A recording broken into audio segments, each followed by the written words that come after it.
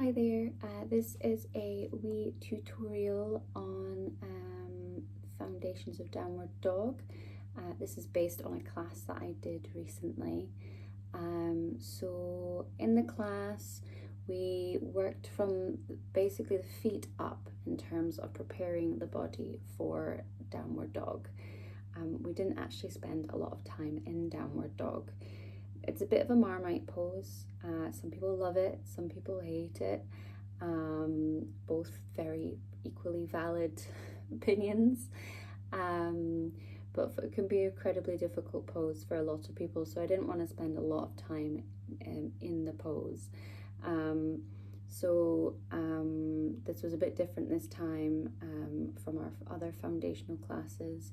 We actually worked on preparing the body for downward dog, working from the feet all the way up to the shoulders, neck area, and got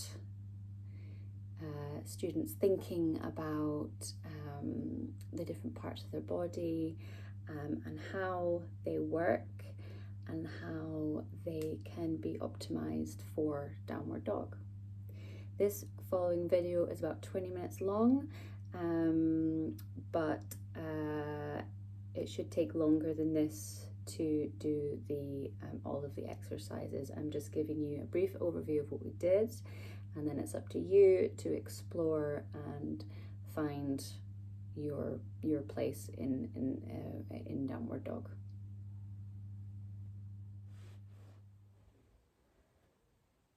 Preparing the body for downward dog.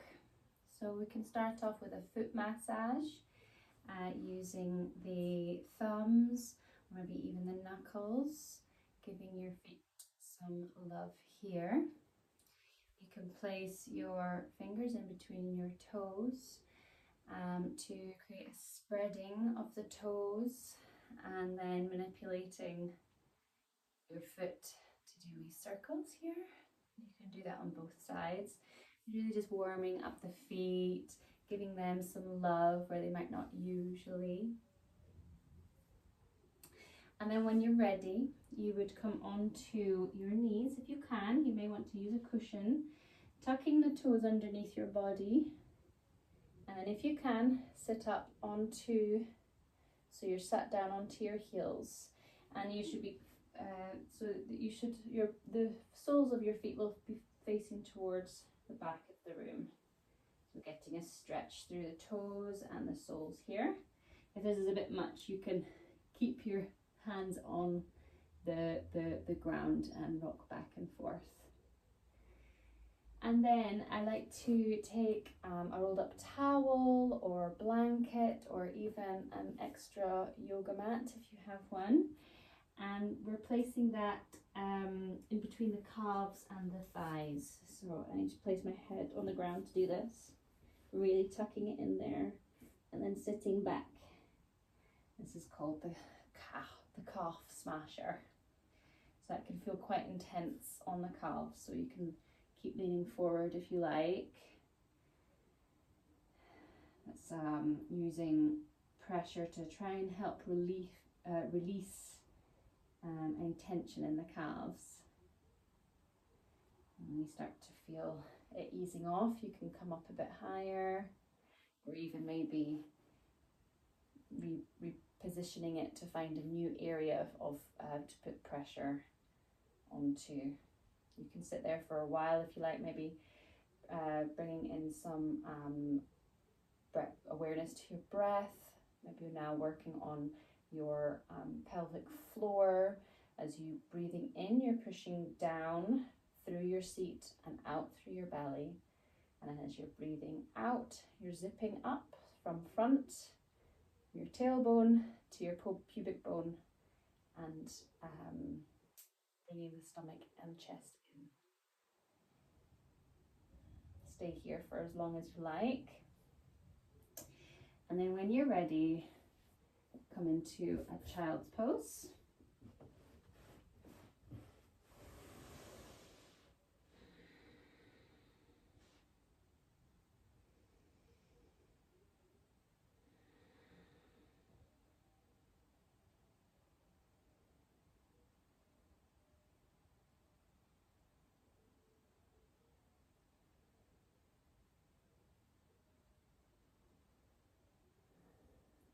Sinking deep into that, linking your breath, feeling the expansion of your lower back as you breathe in, your stomach pressing against your thighs, and then as you breathe out, the contraction. And then look up, breathe in, walking the hands to your left side for a side stretch through, and then lowering down.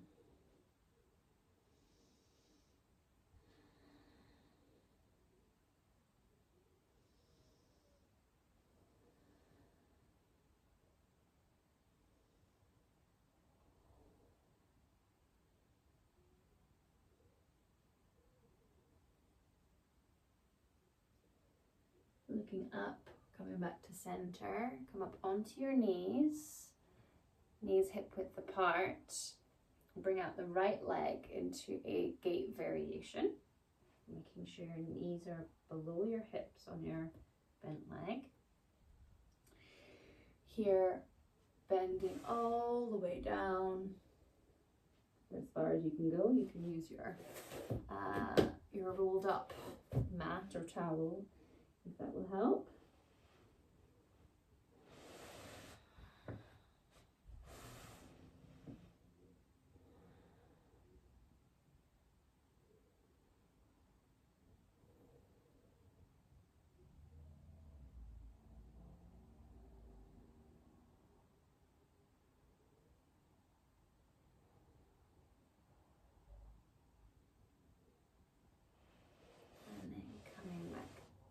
Looking up, breathing in, and then coming towards the outstretched toe, bending down.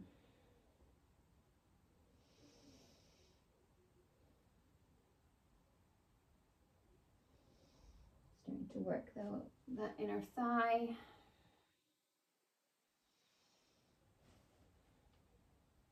And then coming back up, come to center. Bringing the outstretched leg back in, but we're not placing it down on the ground. We're now going to go into donkey kicks. So trying to keep your shoulders stable so they're on the same plane, and the same thing with your hips. Raise the right foot up off the ground, and then kicking 1, 2, 3, 4, 5, 6, 7, 8, 9, 10. And down it comes. And then you would do the exact same thing on the other side. So coming down into your child's pose, breathing for as long as you need for today. Then you would do your side stretch child's pose to the right hand side this time. Staying there, breathing, connecting to your breath. Coming back to center, raising up onto into your tabletop. This time it's extending that left leg out, making sure your alignment is good, knees under the hips for the knee that's on the ground, and then coming down onto the ground with your arms, maybe your head, maybe your chest.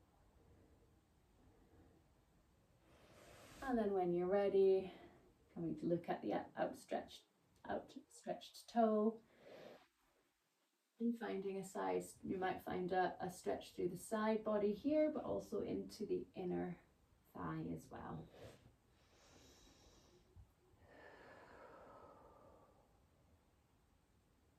And then when you're ready, coming back to center, finding that tabletop for a second before then raising that left leg up towards the ceiling in your right angle. Do your donkey kicks 1, 2, 3, 4, all the way up to 10.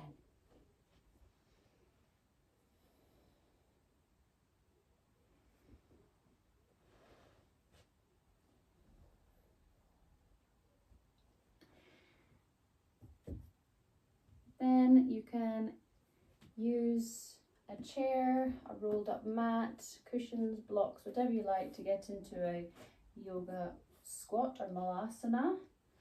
If you don't need that, that's fine, just get into it. Make sure your knees are pointing the same way as your toes. Instead of rounding round, keep that back as straight as possible, tailbone showing out behind you. You can rock side to side here if you like. And then placing the hands on the ground, you can use your hands to take your weight if you need to. Just don't strain. And then we're going to do a stand. I'm going to push the hips up into a bit of a forward fold, maybe even a halfway forward fold, and then coming back down again. Now, it can be a lot more subtle than that as well. It can be like so. This is strengthening and lengthening. I say lengthening the hamstrings. It's just because it rhymes. Strengthening the hamstrings and bringing some mobility in there as well. Don't want to get into the pseudo stuff. Okay. And then when you're ready, come to the floor. And we're doing going to do the supine side opener, which is on a video, but on my Facebook. So you're lying on the ground, and then as you're breathing in, your hands are up here. So you breathe in, you're walking your hands away from your body until you find that your shoulders are very close to your ears, trying to keep that stretched feeling in the side body and the front body. As you breathe out, shoulders come down, and then you go again, reach, reach, reach, reach as you breathe in, and then breathing out as your shoulders come down. Do that 5 times. And then, still lying down, we'll do some wrist exercises. So it's a really nice way to strengthen and create some mobility in the wrists and the forearms. So as you're lying down on the ground, palms out in front of you, palms facing the ceiling, push up towards the ceiling. Curl your fingers round and your hands. So you're creating fists and then bending those fists down towards the ground, and then pulling them back into a kind of T-Rex style, and then pushing up. So you could say you're pushing something away from you, and then you're grabbing it and then pulling it towards you. Pushing away, pulling towards, like so. You can start with 6, see how you feel. You might find that you start to get, if you're doing it very mindfully, slowly and with intention, you will probably get fatigued quite quickly with that one. Then come on to your shins, Vajrasana. And we're going to start to do our shoulder awareness and strengthening. So the shoulder has 4 movements roughly, roundabout, for the purpose of what we are doing. Let's just say it has 4 movements. So you have elevate, depress, then you have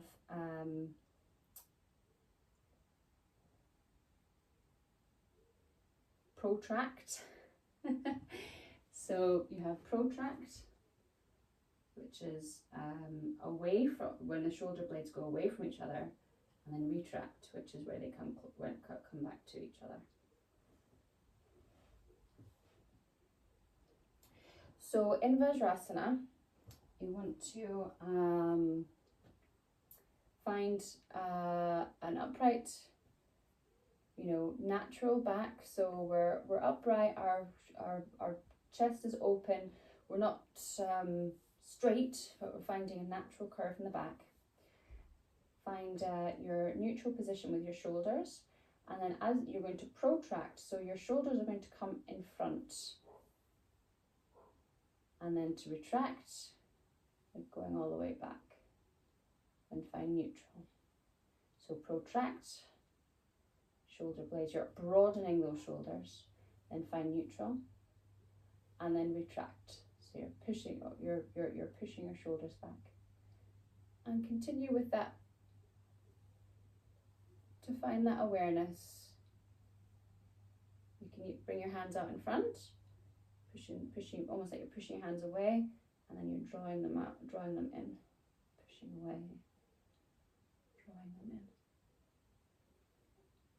Once you've had some bit of play with that, then come into all fours to try that. Now this, for some people, is easier because you've got gravity to help. So finding your neutral position. So protraction, so you're pushing away from the ground and you're creating that broad shoulder, which is what we're looking for in a lot of things like plank and things like that, creating that broad shoulder, and then coming back to neutral, and then retracting, so your shoulder blades are coming together. This continuous movement is called a scapular push-up. Up and down.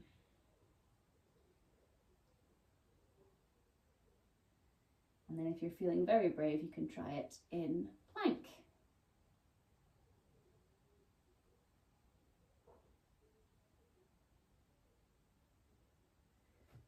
Do less of those.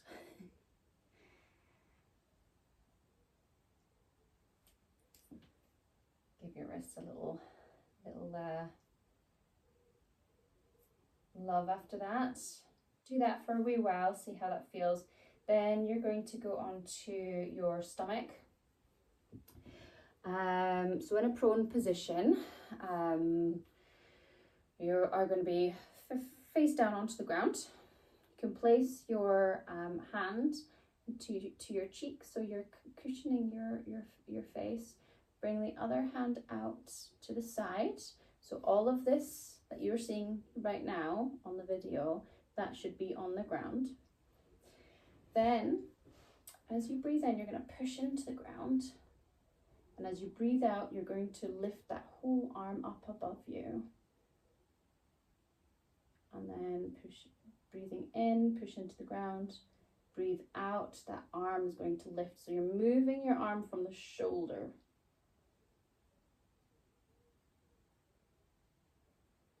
So try that for 5 times. Maybe do that 5 times on each side. Then come back to your original side. And this time your outstretched arm is going to be at a right angle. Now again, so you can see from the side what's happening. So now this time the elbow is staying on the ground and you're just lifting the forearm and the hand. So as you breathe in, you're pushing in towards the ground, and then as you breathe out, your forearm and your hand is raising like so above you. Now if you don't even manage to get your hand off the ground, that's fine. Just engage those muscles as if that is what is happening, because that's how you improve. We don't want to see this, because this means that you're recruiting other muscles than what we're trying to work with right now. So keep that line straight as much as you can. So it's breathing in, pushing into the ground, breathing out, kind of like a clock, tick tock, and then do the same on the other side as well. So you're doing that one. So do that for 5 times on each side. And then give yourself a wee shake out. And that is roughly what we did at the downward dog class. We then worked on some actual downward dog. So the first thing that we did is we came to a wall and we placed the hands on the wall, and then we started to walk away from the wall. Sorry for this view. And from here until we found a place where we felt a stretch, felt enough of a stretch, but we weren't totally off balance, started to work on this pelvis movement. So I can do it here to show you. So we were explored with this almost kind of this cat-cow motion, you know, what we do in our warm-ups. So playing around with the hands on the wall, kind of outstretched, going up and down like so. And feeling, obviously we're moving the pelvis, but actually feeling how that changes our shape, changes where we're holding, changes what feels lengthened. And with the downward dog, we are looking for a really broad, open shoulders, you know, elbow pits are out. So we're thinking openness. And how do we achieve that in regards to the pelvis? And how does it change as well when we bend the knees? Because we're looking for, knees don't have to be straight, heels don't have to be on the ground. And then we started to look at maybe trying that on a chair as well. So using the chair, holding onto the chair, and you know, maybe opening up the you can open up the shoulders this way as well. So, you know, finding some there, and then we can play around with the pelvis as well, feeling that lengthening in the back, you know, having a feel of what's our usual place, and then seeing what happens. So what do I need to do to lengthen my back? Do I need to bend those knees? Do I need to broaden the shoulders? That sort of thing. So, but that's for you to explore in your own time. Good luck.